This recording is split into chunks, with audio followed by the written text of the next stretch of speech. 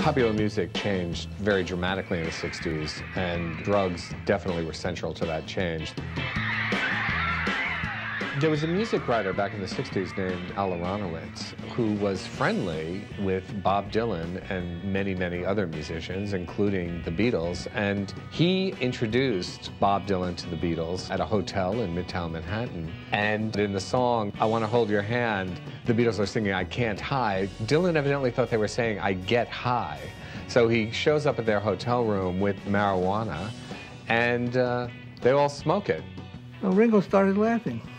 He just started laughing. He looked so funny. We all started laughing at the way he was laughing. And then we took turns laughing at everybody the way they were laughing. It just kept going around and around. I can't remember much else of the conversation. This single experience would have worldwide repercussions because he got them all stoned. They talk about it quite openly. From that moment on, they were confirmed potheads. I mean, they were stoned for the whole experience of Beatlemania.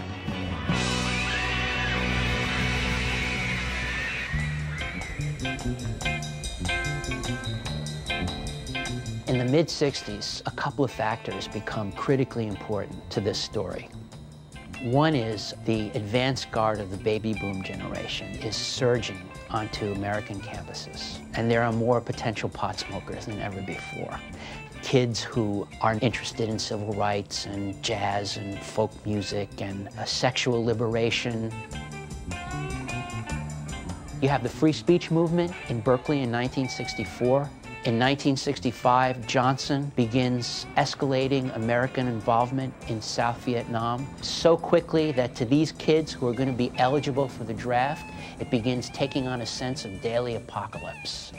Malcolm X is assassinated in 1965. Watts goes up in flames. The water is beginning to boil. And for these kids, smoking pot now begins to take on all different kinds of connotations. It becomes a whole cultural and political stance against something. It becomes connecting with like-minded people.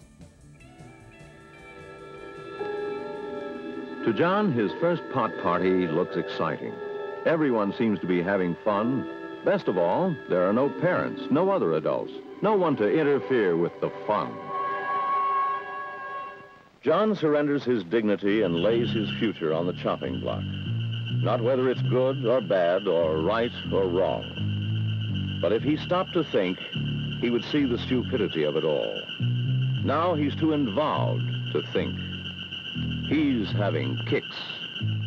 The anti-drug films from the 60s are some of the best movies ever made because those things that people might be smoking are sort of the equivalent of the Blob or the 50-Foot Woman. Marijuana, the burning weed with its roots in hell.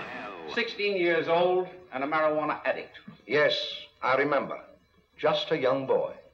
Under the influence of the drug, he killed his entire family with an axe. The movie Reefer Madness? First time I saw that, I mean, we laughed. We were high. Master.